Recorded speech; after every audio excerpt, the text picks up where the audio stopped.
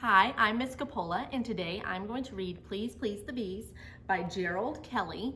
It is one of the 2019-2020 Arkansas Diamond Awards. Benedict was a creature of habit. He liked to do the same thing every day. Every morning, he woke up at the same time. Every morning, he stretched, he scratched, he yawned a great yawn. Every morning, the bees delivered 3 jars full of honey.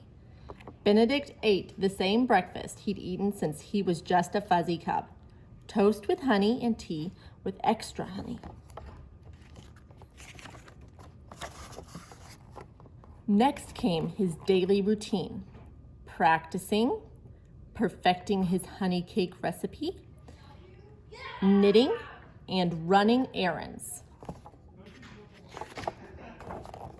At night, he'd read, then have one last cup of honey tea before bed. Life was sweet. Until one morning. One morning, things weren't the same. In fact, something terribly unsame had happened.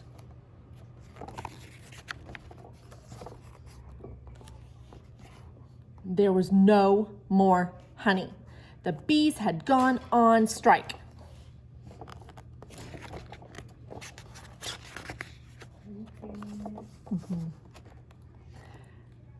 Benedict's breakfast wasn't the same without honey. Without his honey tea, he couldn't knit. Practice was dreadful. He didn't even bother with the errands.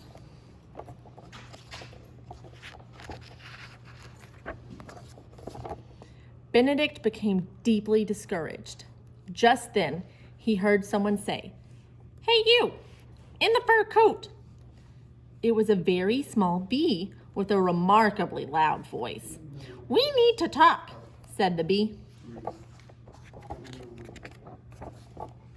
"Talk? Humph," grumbled Benedict. "I let you all live in my yard. All I ask is for a few jars of honey. You should be grateful, not go on strike." "A few jars," said the bee. "Buddy, we delivered 3 jars of honey to you every day, every month, every year. Do the math, Einstein." "The hive is a wreck," the bee continued.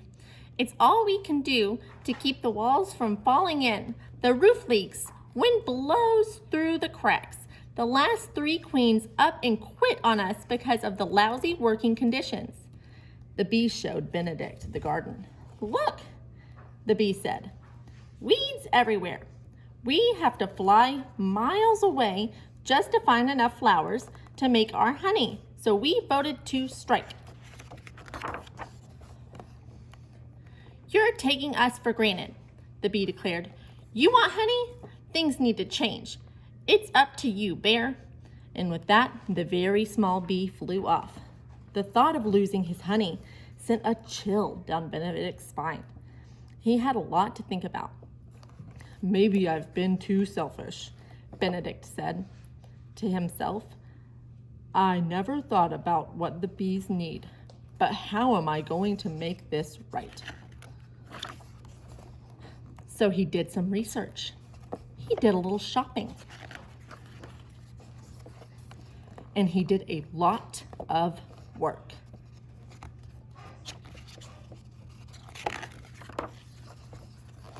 Benedict even learned how to harvest honey.